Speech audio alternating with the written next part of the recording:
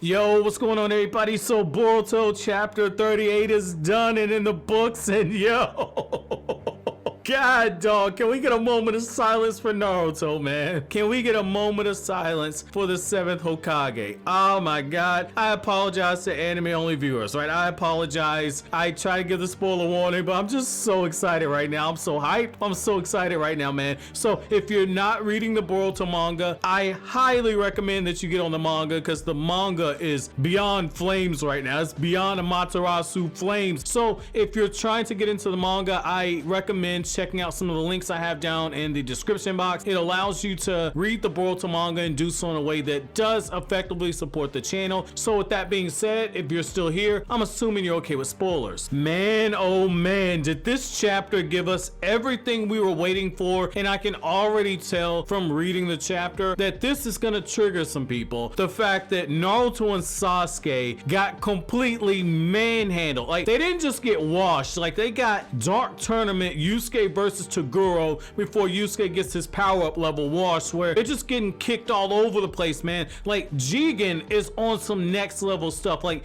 Jigen's body, to his credit, we gotta give Ikimoto and Kodachi credit for this. To their credit, they definitely showed Jigen with an absurdly high level of power, but the body that Jigen has is not powerful enough to exert the level of power that he's putting out. Like, we see Jigen's body breaking down. So I like this trade-off. I really like this trade-off in the fact that we're seeing a guy who can take out a perfect Susanoo Sasuke and a Kurama avatar Naruto and do so with very low difficulty. Like, I love the fact that there is a trade-off for that level of power. The fact that we see Jigen shedding tears at one point, the fact that we see his body actually start cracking. Like, I love that, because I've always had some type of question about what happens when the human body in the Naruto verse, does it get to a point where your body can't contain that level of chakra? And so I like the fact that they are dabbling in this. Like, I know you can build up your chakra reserves, but at the same time, the fact that not every person can contain a Jinchuriki is something that made me wonder, well, what happens if you get someone like Naruto and Sasuke who are gifted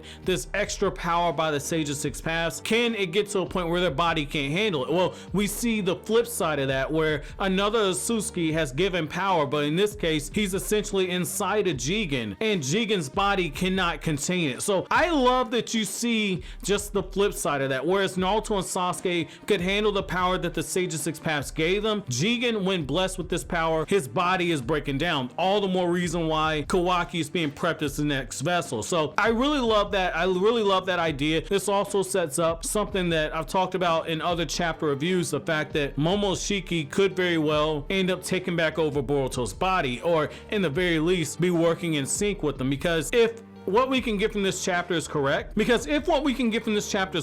once you get that karma seal, part of the Sasuke is sealed inside of your body, and essentially you are the vessel for that Sasuke. So I mean, I do like that, but we gotta talk about Naruto and Sasuke versus Jigen. Oh my God. That moment when Jigen is looking at the perfect Susanoo and he says, so this is the legendary Susanoo of the Uchiha clan. Doesn't look that impressive. Oh, this is pretty slow. Like, Madara's perfect Susanoo was able to slice through a mountain range. Sasuke is a lot stronger than that version of Madara. So the fact that he's looking at this level of power and he's not impressed, and he even goes as far as to say, oh, so this is you guys going out in 100% power? Okay, go ahead and enlighten me for a second. And Jigen just dodges Sasuke's swipes with his sword. And then to add insult to injury, Jigen kicks Sasuke clean out of the Susanoo after saying, I'm about to see just what can your Susanoo take. Now that perfect Susanoo by Sasuke is very powerful, very durable. So right away, that's your first sign that Jigen, this dude's really freaking powerful. And I love this. I love this. And I love the way that when you get to the scene, like, Kodachi has has Ikimoto transition to it right away. You get the moment where Sasuke's saying, like, I've been in your dimension, I've seen what you have, I saw that there was another Sasuke, I know that your body's taking on that appearance, and Naruto's like, wait, I'm lost. And that's when you get the realization that, okay, Sasuke hasn't told Naruto everything. Like, this is the first time they've been able to reconnect and reconvene since Sasuke took on that mission. And what's so crazy about this is Sasuke goes a step further and says, like, I know that you got a 10 tails, I know that your plan is that you're going to suck this planet dry of any type of chakra. You're planning to destroy this planet, and Sasuke says, just the two of us have to stop you here and now. And before there's any more conversation, Sasuke just goes straight into his perfect Susanoo. Like, Sasuke in this moment is channeling Future Trunks from Dragon Ball. Like, when you look at Future Trunks, this dude just went straight beast mode on everything. This is classic Sasuke. Like, when Obito was weakened after having the Jubi extracted from him, all of the Biju chakra, when that was extracted, Sasuke went right for Obito's neck, planning to kill him. Like, this is that same Sasuke. He's got that same energy. And so I really love that you're seeing that part of Sasuke here, and I like how Naruto does follow that lead. But what's so crazy about this is that after Sasuke gets knocked out of his Susanoo, Naruto's got this shocked expression on his face. You can't believe what he's just seen. And before Sasuke can even finish rolling on the ground, Jigen has already penetrated Sasuke with multiple of these black rods to hold down his position. And just as Jigen goes in for the kill, Sasuke uses the Rinnegan to swap the positions, and Naruto and Sasuke, they're just in perfect tandem. Like, Naruto's using the QB chakra avatar to just start swinging tails and claws all at Jigen, trying to land attacks on him, and none of that ends up working. And before Naruto can even counter, Jigen has Naruto's Kurama avatar pinned down by those chakra rods. So we're seeing that Jigen is a very smart fighter on top of being a very powerful fighter. And you're starting to get this sense that Naruto and Sasuke are in over their heads, because Jigen with very low difficulty is knocking these guys out of their avatars, and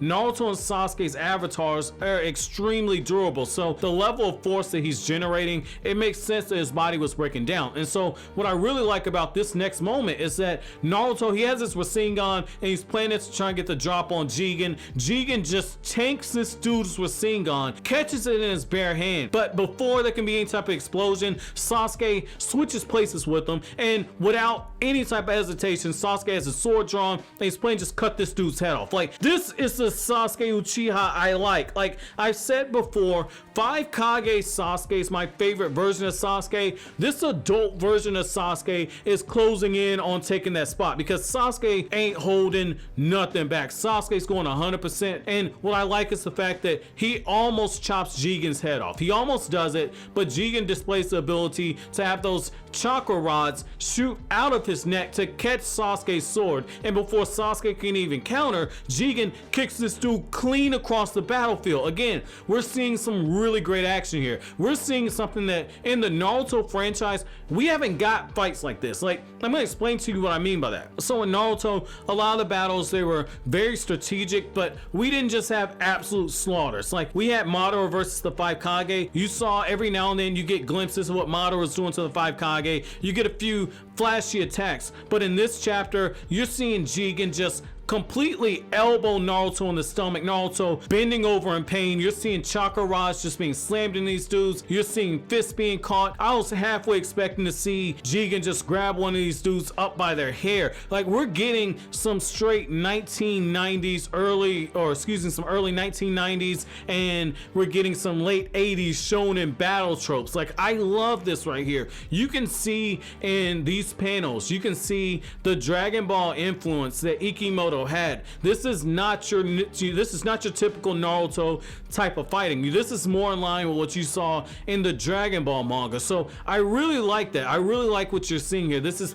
paying respect to both Kishimoto and Akira Toriyama, and it's so ironic given the fact that Toriyama is one of Kishimoto's biggest influences. So I really like that part of it right there. But what's so crazy is that after Jigen is just whipping these dudes around and doing so real casually, he looks at him and says, "What's the matter? Are you done wasting your chakra?" Like, Jigen is talking trash while casually, low difficulty, soloing these dudes. Like, this is so insane. I want to put this into perspective for you. The way Jigen is manhandling these dudes and talking trash. Now, go back to the Itachi versus Nagato fight and how quickly Itachi was just taking out all of Nagato's attacks and breaking down all of his jutsu and coming up with counters. Now imagine if Itachi had the type of energy where he's talking trash while doing it. That's the type of beatdown we're getting right here. And what's so crazy about this is that Sasuke realizes that he's reaching his limit. And what I mean by Sasuke's limit is, yes, they're going all out, but Sasuke has to keep a certain number of chakra inside of his body because, like I've said on multiple occasions, just to teleport Sasuke, that space-time ninjutsu that he uses with his Rinnegan, where he opens up the portal, that takes a considerable amount of his chakra in order to just teleport himself. That's the reason why Sasuke was struggling with, I believe it was Kinshiki in the Boruto movie, because Sasuke's chakra was severely depleted. So the fact that Sasuke can't use everything and yet he's been pushed back this far, that tells you that Jigen is on some next level stuff. And what's so crazy about this is that Sasuke is willing to risk it all. He uses Amaterasu. That's Sasuke's last attempt to try and take down Jigen. And Jigen just looks at the flames. His body's being consumed by them. And he says, the Amaterasu, the black flames that won't extinguish until they burn up their target. Well, I guess that would be something to worry about if it wasn't me.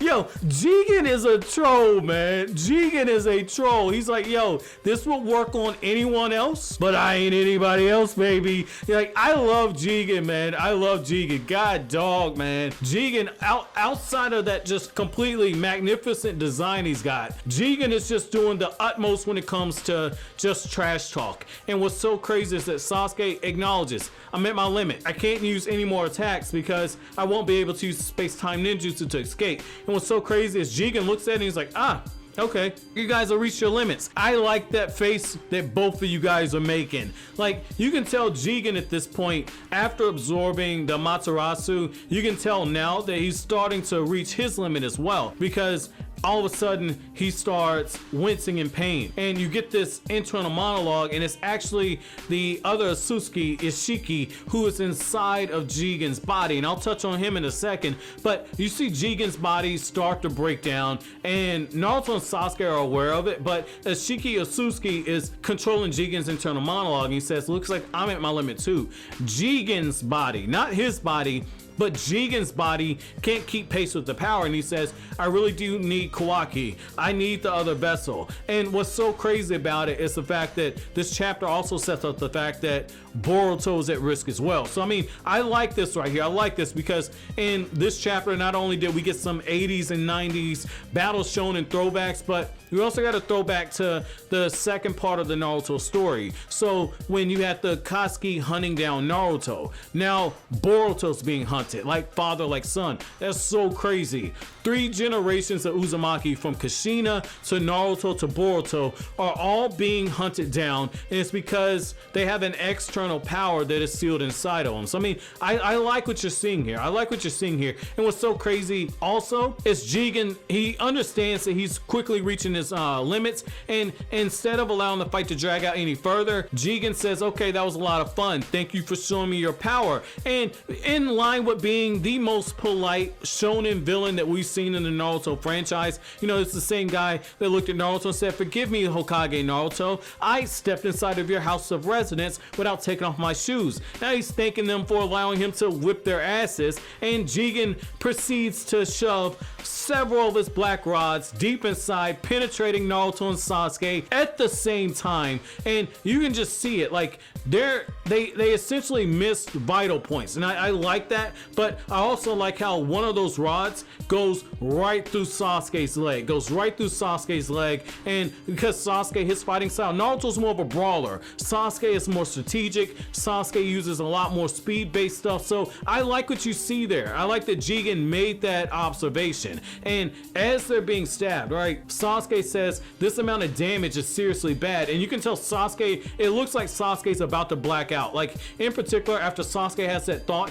one of Sasuke's Sasuke's eyes, his Rinnegan is still active, but the other eye no longer has the Sharingan, and there's a bit of fatigue drawn on his face, and you can actually see the shading right underneath the eye. And it's that way for Ikimoto to show that Sasuke is beyond fatigued. And what's so crazy, and this is another thing where I talked about, is Jigen more powerful than Kaguya? We clearly got our answer, but this is what's crazy about this. Like, Kaguya was able to create her own dimension and have multiple planets and stars and a sun, multiple suns and moons inside of one of her dimensions. Jigen was able to create a sealing jar, okay? Keep this in mind, a sealing jar that was so big that we all thought that this was another dimension. That's just the sealing jar that's inside of an even bigger dimension. Like, Jigen is broken, or I guess I should say Ashiki Usuki is broken. This is crazy. This is crazy. Imagine if Kaguya created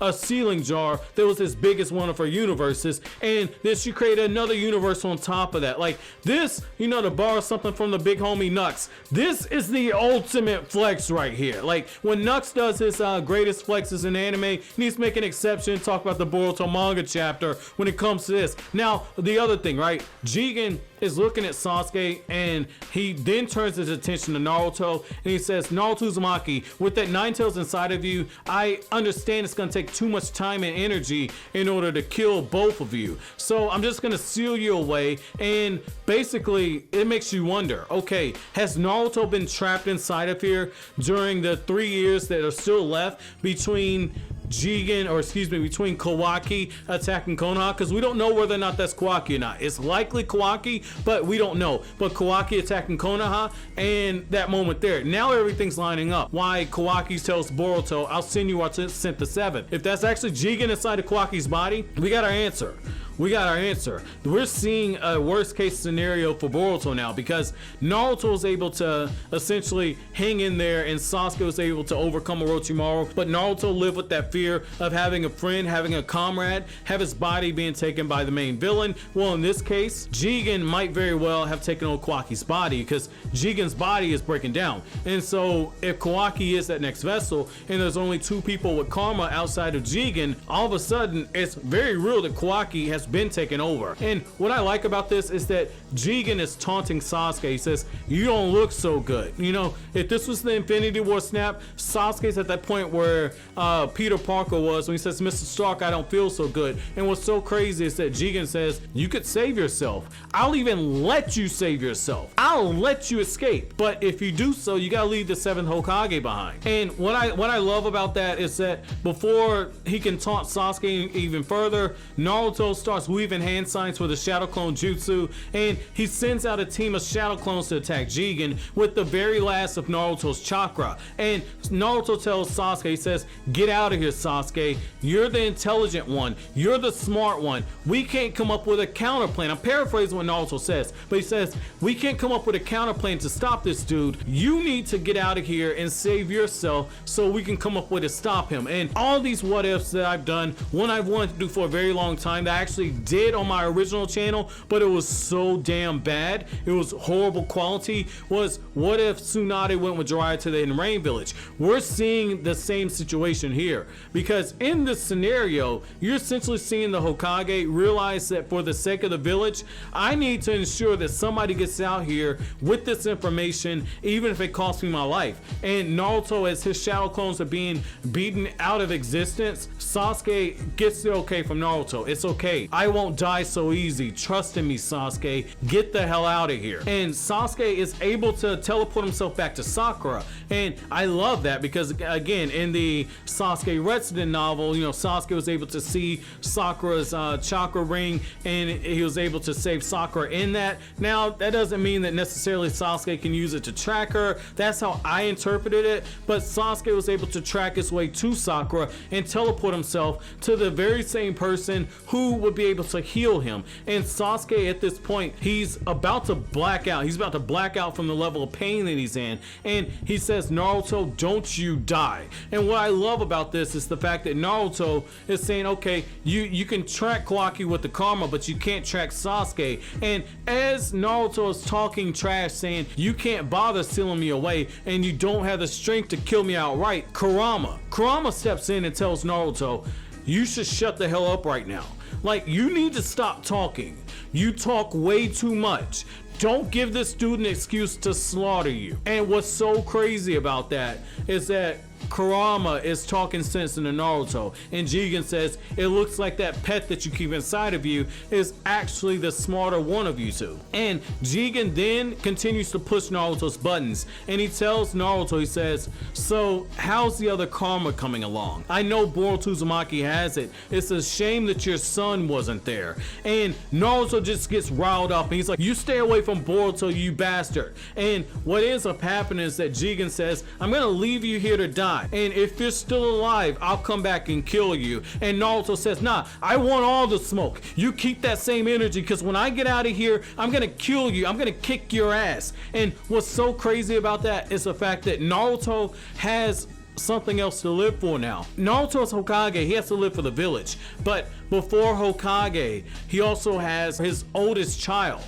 Like, being a parent is some next level pressure. And for Naruto is not gonna put Boruto in a situation where Boruto has to experience growing up without a father. Naruto's not gonna do that to his son. And you can bet your ass that if something happens to Naruto, Hinata is going to willingly get herself double penetrated by Jigen's black rods, and do so willingly because she can't live without Naruto. Naruto and Hinata have that same type of energy that Kushina and Minato had, where if one dies, the other's gonna die as well. They're not gonna be separated. And so you can see a situation where Boruto's an orphan. Naruto's not gonna do that to his son. What's so crazy about that is that as Jigen is walking away, he's making it clear, I'm going to find your son. Your son is going to be a potential karma for me. And Jigen effectively seals Naruto away. But what I find interesting is that while that huge dome is amazingly huge, there's no ceiling tag on it. So I wonder if Naruto's able to rip those rods out of him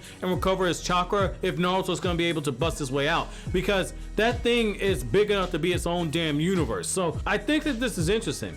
right here. And what's also crazy is that as Ishiki is talking, he says, Jigen, you're not worthy of being the vessel. You're a defective failure. And what you essentially see is before Jigen manages to teleport, his body is once again breaking down. So the fight is going to come to Konoha, and you see the reaction of Kawaki as he's holding the picture frame of Naruto, and all of a sudden the chakra arm that he has just immediately falls off. And Naruto and Kawaki's chakra are linked by that chakra arm. So is Naruto dead? I mean, I think that he's still alive, but at the same time, the fact that chakra in there, that could be a byproduct of the fact that Naruto has reached a critical point because those rods are inside of him, and because Jigen was not a gentleman and did not pull out. All of a sudden, Kawaki doesn't have any chakra connected to him. And so I think that's interesting. I like how as Kawaki's arm falls off, you see the shattered picture of Naruto. So